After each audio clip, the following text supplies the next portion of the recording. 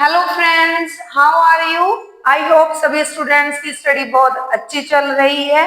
इस वीडियो में हम इंग्लिश का एक बेसिक टॉपिक डिस्कस करेंगे, that is subject and object. जैसे कि हम सभी जानते हैं कि सब्जेक्ट एंड ऑब्जेक्ट एक सेंटेंस का पार्ट है।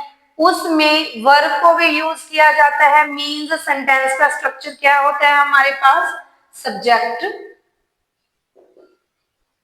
Plus verb plus object. But इस वीडियो में हम डिस्कस करेंगे only about subject and object, कि सब्जेक्ट किसे कहा जाता है और ऑब्जेक्ट किसे कहा जाता है। पहले हम बात करते हैं अबाउट सब्जेक्ट, कि सब्जेक्ट क्या होता है, सब्जेक्ट किसे कहा जाता है। सब्जेक्ट अगर हम इसे बिल्कुल बेसिकली समझना चाहें तो इसे हम इस तरह से भी क्लियर कर सकते हैं कि जो सब्जेक्ट है वर्ब के आगे आता है, लेकिन जो ऑब्जेक्ट है वो वर्ब के बाद क्या है, यूज किया जाता है इन अ सेंटेंस। ये एक बिल्कुल हम सिंपल सा डिफरेंस है, इस तरह हम क्लियर कर सकते हैं कि सब्जेक्ट का यूज वर्ब से पहले होगा और जो ऑब्जेक्ट है ऑब्जेक्ट का यूज वर्ब के बाद होगा। बट इससे ये क्लियर नहीं हो रहा कि सब्जेक्ट किसे कहते हैं और ऑब्जेक्ट किसे कहते हैं। पहले हम बात करेंगे अबाउट सब्जेक्ट। सब्जेक्ट क्या है?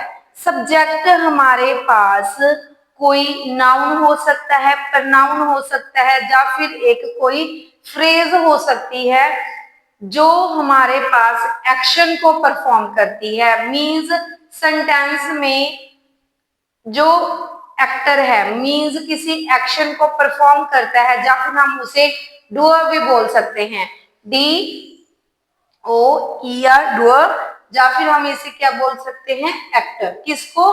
सब्जेक्ट को। मीन्स हमारे पास जो सब्जेक्ट है वो कोई एक्टर भी हो सकता है, कोई उसे हम डूअर, डूअर मतलब काम को करने वाला, एक्टर मीन्स एक्शन को परफॉर्म करने वाला। तो जो एक्शन को परफॉर्म करता है इन अ सेंटेंस, काम को परफॉर्म करता है, उसे हम क्या बोलते हैं? सब्जेक्ट। तो इस तरह से जो सब्जेक्ट है वो कोई हमारे पास नाउन भी हो सकता है, या फिर वो प्रनाउन भी हो सकता है,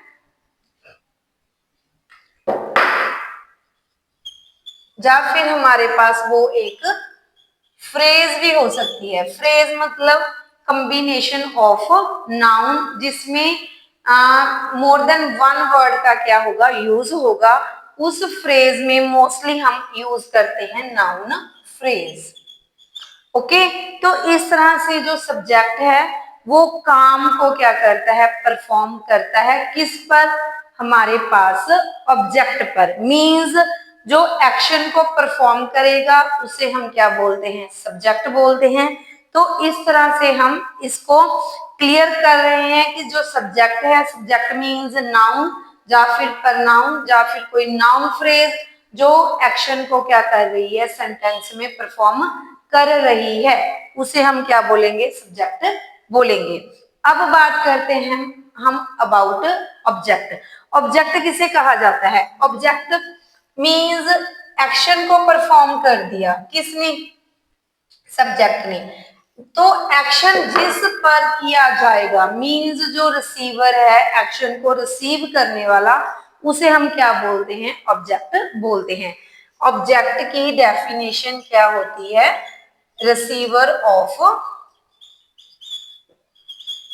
एक्शन। किसका एक्शन? सब्जेक्ट का। मीन्स सब्जेक्ट किस पर एक्ट करेगा?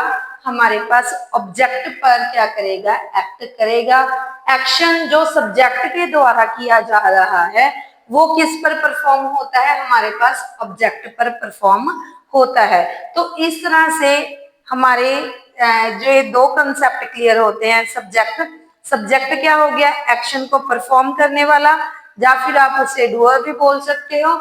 और ऑब्जेक्ट जो एक्शन को क्या करता है? रिसीव करता है, मतलब जिस पर क्या किया जाता है? काम किया जाता है। इसकी हम एक एग्जांपल से इसे क्लियर करते हैं। जैसे हमारे पास एग्जांपल है, राम प्लेज हॉकी। देखो इस सेंटेंस में राम ने हॉकी को प्ले किया, तो यहाँ पर जो राम है वो काम को करने वाला है, एक्शन को परफॉर्म करने वाला है, तो इट मीन्स जे हमारे पास क्या बन गया, हमारा सब्जेक्ट। और सब्जेक्ट किस पर काम परफॉर्म कर रहा है, पहले देखो काम क्या हो रहा है, प्ले का, प्ले मतलब खेलने का काम हो रहा है, किस पर हो रहा है, खेलने का, हॉकी पर। तो एक्शन की कौन रिसीव कर रहा है, हमारे पास हॉकी, जो एज अ ऑब्जेक्ट यूज की गई है।